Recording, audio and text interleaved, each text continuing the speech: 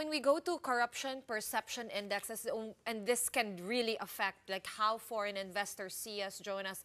I mean, we're in the Southeast Asian region alone, we rank after Myanmar and Cambodia. Although to be fair, Yes. Thailand is not far behind us, right? So there's so many questions there. How come Thailand can be perceived as more progressive? People want to put their money there, right? And how should we Okay. feel na, we're just behind Myanmar, which has civil war right now, and Cambodia.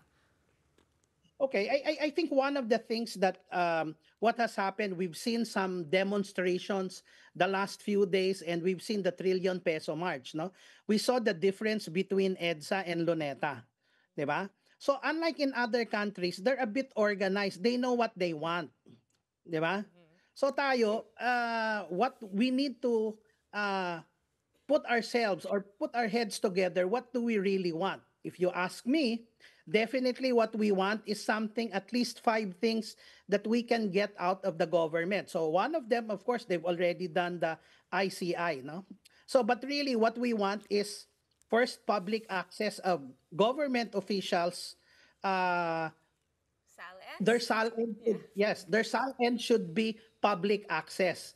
Whether you're in the military, judiciary, it should be it should actually be, as long as you're a public official, then it has to be, you have public access. The second is really about uh, passing the anti-dynasty law, no? So that can be done over time. I don't know how long Congress will do it. And then the one that's very simple, the ICI hearing should be live and transparent. No, it's just like watching C-SPAN in the US. And then Well, eventually, those are difficult asks. They take a while. of course, I'd like to, but yeah, go ahead. Finish your oh, I thoughts think before. one of the things that the president could do is, we don't. Of course, people will wait for the ICI, right? But there are other issues that are still pending, which they can work on, such as PDAF, Parmali, the DepEd, di ba? So they can work on these things so that there is a proof of concept of how we're trying to address these corruption issues. Right now, there's actually no framework. These are all uh, these are strategies that probably good on optics, but what we want is the proof of concept. Well, I checked your Viber group earlier because full disclosure, I'm a part of it. So I read, the thoughts of your members there.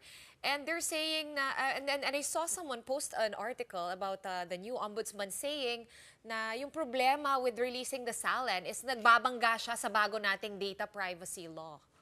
tsaka baka daw makidnap, etc. I mean, he already said there will be limitations this early, yung unang-una niyang press con. Medyo... Medyo nakakababa ng expectation. Oo. Anticlimactic. Uh, I think this is something that we can demand from our government officials, Yeah. di ba? We have to remember that if you want to be a government official, then you have to take some risks with it, which is eventually part of the trust game, di ba?